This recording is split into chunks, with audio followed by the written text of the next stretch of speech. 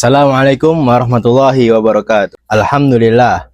Alhamdulillahirabbil alamin. Arrahmanirrahim maliki yaumiddin. Iyyaka na'budu wa iyyaka nasta'in. Ihdinas siratal mustaqim. Siratal ladzina an'amta 'alaihim minan nabiyyin was-siddiqin wasyuhada'i was-shalihin. Wa hasuna ulaika rafiqa. Asyhadu an la ilaha illallah wa asyhadu anna Muhammadan abduhu wa rasuluh. La nabiyya wala rasula ba'da. Bersyukur atas kehadiran Allah Subhanahu wa taala yang telah memberikan kita nikmat serta rahmatnya sehingga pada siang hari ini kita masih bisa melaksanakan puasa di bulan suci Ramadan. Dan tidak lupa pula salawat beriringkan salam kita hadiahkan kepada Nabi besar kita, seorang tokoh yang tak pandai menokoh, seorang tuntunan bukan tontonan.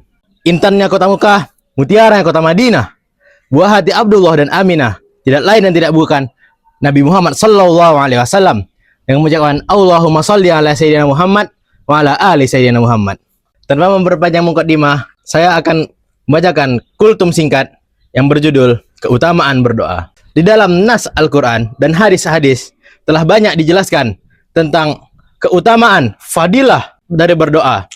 Walaupun sifat doa itulah sifatnya umum, tapi di bulan suci Ramadan ini sebaiknya kita memperbanyak doa, karena di bulan ini seluruh amal dilipat gandakan. Oleh karena itu, ada 4 keutamaan doa yang akan saya bacakan. Yang pertama, berdoalah, maka akan dikabulkan. Di Quran Surah Ghafir, ayat 60, yang artinya, ketika Tuhanmu berkata, berdoalah kepadaku, maka akan kukabulkan.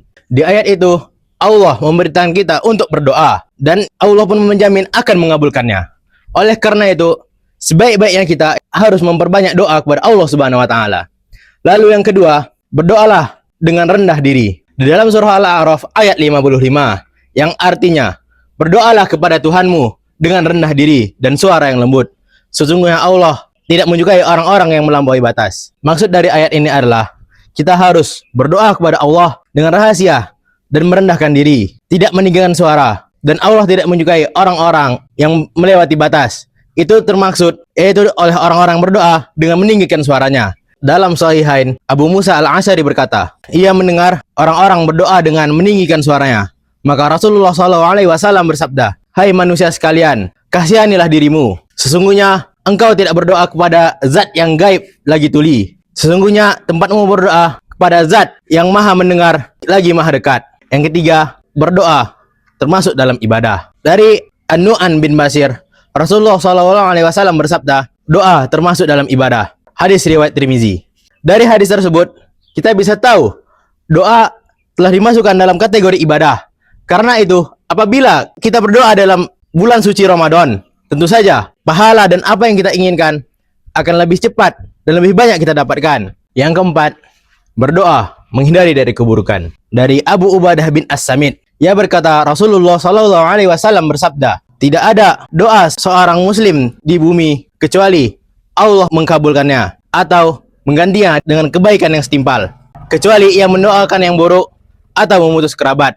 Maka berkatalah seseorang di majelis itu, maka kita perbanyak berdoa. Rasulullah SAW bersabda, Allah memberikan kebaikannya lebih banyak daripada yang kalian minta. Hadis riwayat At-Tirmizi, dan ia berkata, ini hadis hasan sahih. Dari hadis ini kita bisa tahu, dengan berdoa Allah akan memberikan kebaikan yang setara dengan doa itu atau lebih baik selagi doa itu tidak mengarahkan kepada keburukan. Hanya ini yang bisa saya sampaikan. Jika ada salah kata mohon dimaafkan. Wabillahi taufiq wal hidayah. Wassalamualaikum warahmatullahi wabarakatuh.